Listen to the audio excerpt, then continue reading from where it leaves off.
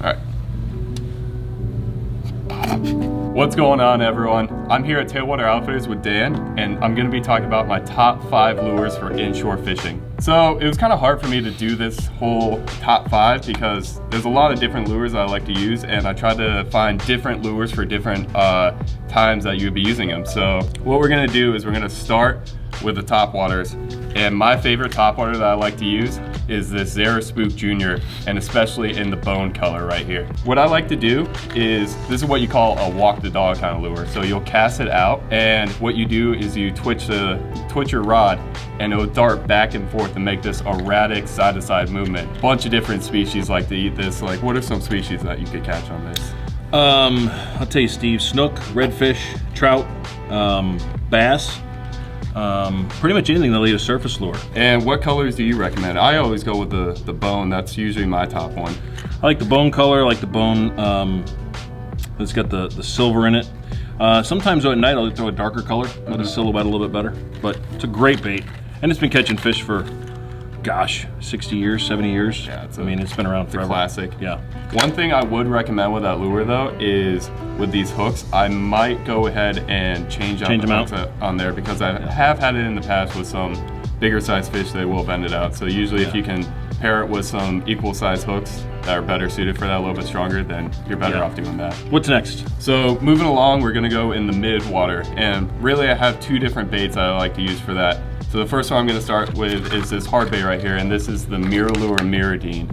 So this is probably one of the most classic inshore fishing lures that you can find around here. Again, it's a twitch bait, so what happens is you cast it out and it will sink down a little bit in the water column, depending on how long you let it fall for. It goes like, what, like a foot under the water probably? Yeah. And what you do is kind of the same technique you use for the spook. All you do is just kind of twitch your rod back and forth, and it darts back and forth, and it's a very erratic bait. Again, same species. It would be like snook, trout, redfish is a big one. Inshore, you could also run into some tarpon maybe on these baits. Any of these baits really, you could get any of these fish. So jack. Yeah, a lot of jacks if you run into those massive schools like I did in that other video. Yeah. And jacks, I know they're not really a sport fish, but man, they are fun to catch. Oh, especially if you're using like a 2500 or something and you get into those bigger ones. Oh yeah. Yeah. And they come in a bunch of different sizes. This right here is the XL, and they have a smaller one, right? They do. I'll tell you, Nate, this thing here has got, you can really match the hatch. So with the different sizes and different colors, you can, set it up to whatever's out there right now, whatever kind of bait fish. Whether it be like glass minnows or greenbacks, redfins, or anything like that. And again, this is another company that's been around forever, so classic. So staying in the mid-water column, we're gonna go to more of a, it's not really a soft bait, but it is a little bit softer. And this is a swim bait right here. This is a live target scaled sardine, I think this one is. Yep. Again, this one is a snook fishing, like, this one just kills the snook with that. And also it comes in a couple different sizes, right? This is the bigger one, and you were saying how it really depends on the time of year, which one you throw. Yeah, when it's early in the year, a lot of times I'll throw the smaller one and then the bigger one. And I'll tell you what, Bert, this thing is, I tell you, when you can go out on the beach and you can sight fish, why are you laughing? I mean, this is, when you see one fish swimming by, you don't want to throw this, but if you see 2 or 3, put it out in front of them. Why are you laughing? I don't know. Anyway, Bill's kind of losing it, but just put this out in front of the fish. I don't know why we're laughing so much. The live target though, put it out in front of them. The biggest thing that people do though is they overfish it. They try to work it and make it move and dart. And they're making faces off camera. But make it move and dart, and really it's overfishing. Just throw it out, reel it in. Yep. And a lot of people use that off jetties and near the beach too, especially during summertime when the snook are off the beach. That's a great bait to be using. Yeah. Moving down the water column is now 2 of probably my classic baits that you see me throw in my videos all the time. Classic ones right here, and that is the DOA Cal. And right now I have 2 colors that I've really been using a lot lately. We got the root beer color, which is better in the stained water, and especially right now because we've been having a lot of rain, especially with this hurricane that's coming up, we're probably gonna get a lot of rain, the water's gonna get stained. I like to use a darker bait, it's more of the see more of the outline in the darker water and the fish find it easier. But in the clearer water, this greenback color right here just mimics any scaled sardine or threadfin that you would see in the water. And snook, redfish, trout, everything. This is my go-to. If I'm trying to get a slam around here, this is my go-to lure to throw to try and get that slam, because everything will eat this lure. Yeah, and Mike, this is a great fall-winter color, redfish. You know, when the fish start to move more towards a crustacean diet, love that color right there.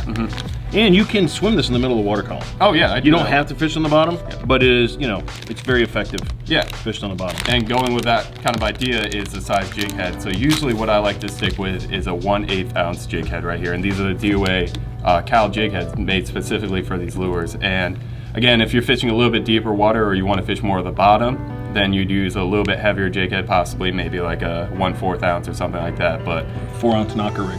Yeah, really. Or this is my go-to one when I'm usually fishing around here in like the Tampa Bay area. Usually fishing anywhere from like 1.5 feet to like 4 or 5 feet of water, and I usually use strictly just 1/8 ounce. That seems to be perfect for me. Yep. You can also use these in freshwater too. Believe it or not. You can even fish on a drop shot, and that's another option too. If you guys like to flounder fish, so set up a drop shot rig. Freshwater guys on a drop shot rig. Set up a drop shot rig, which is where your hook is here and your weight is below it, and you can throw it out and drag it. And what it'll do is, think about it, if you're fishing a Carolina rig where the weight's in front of the bait, here's your flounder, the weight drags along, gets to the flounder before the bait does. If you fish it as a drop shot, but throw it out and cast it, the weight's back here, here's my weight, the bait actually swims over the top of the flounder before the weight gets there. That's a great idea. Great way to fish them. Also, another way you could fish it if you're fishing a lot of weeds or anything is to get a weighted worm hook. That works very well too. Also with the, what's it called, the jerk tail. So this is the shad tail DOA Cal. They also have a jerk tail, and usually when I use that, I use a weighted worm hook with the little screw on the top of it. Screw it on, and it's completely weedless, and it's perfect for when you're fishing those shallow like grass flats or anything like that. Love it. Last lure I want to talk about is another absolute classic. Yeah, it's the DOA Shrimp right here.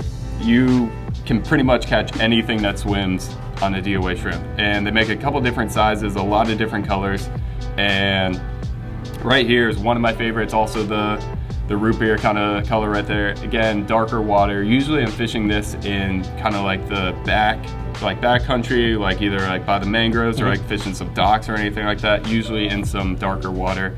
So I like to stick with a little bit darker color, but they also have some natural colors. They do. And glow. Oh yeah, the glow. Glow's real popular. Especially if you're fishing the dock lights like I've been doing a lot recently. I'm sure the glow works very well. I like to fish the glow around nuclear plants. Oh really? More natural presentation. Very natural presentation. The fish are like, oh my gosh, I've seen that.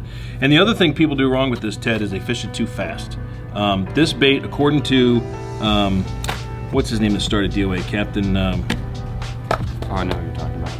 You know what I'm talking about? He talks about, he's actually got some videos where he shows you how to fish these, and you throw it out and you let it sink. So if you think about it, unless a shrimp is fleeing and it's scared, it moves in the water column very slow, just like that. So this is that's a fantastic bait. A lot of fish have been caught in a big trout bait too. Oh yeah, big one, especially around here. Yeah. In the Mark Nichols is his name?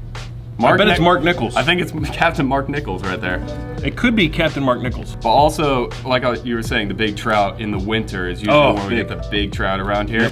And this, you fish this around some grass flats, maybe some oyster bars or anything like that, and you'll get some of those mid to higher 20-inch trout, some of those big gators around here. Yeah.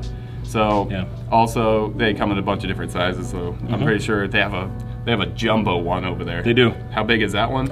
It's like that. I like to throw it, and if you see a redfish tailing, aim for the head, just knock him out. Just knock them out, and then you just scoop them up with your net, and you're good to go. You got dinner, not for another year. Great lure. All these are great lures. You can pick all this up at Tailwater Outfitters, and right here off US 19, just north of Curlew. And you can come say hi to Dan. You can say hi to Adam, who's behind the camera right now. He's right there. And we have our own YouTube channel. Yep. There's not as many subscribers as his YouTube channel. They do a lot of knot tying videos, teach you how to tie different knots. They do fly tying videos. They do stupid things like unboxing videos, if you guys like that for some reason. I mean, who doesn't like to watch somebody open a box? Go check them out. I'll have it in the top right of the video up here. I'll put their little things that you can click on and check them out. And yeah. We're gonna be doing a giveaway soon too, just really? so your people can know. What is it? I don't know yet. You don't know yet? No. Okay. I think we might give away one of those cool Ingle little bait cooler things. Oh, wow. Okay. I love those. Go check them out. They'll keep you updated on any giveaway or anything, and check out their videos, and we'll see you guys next time.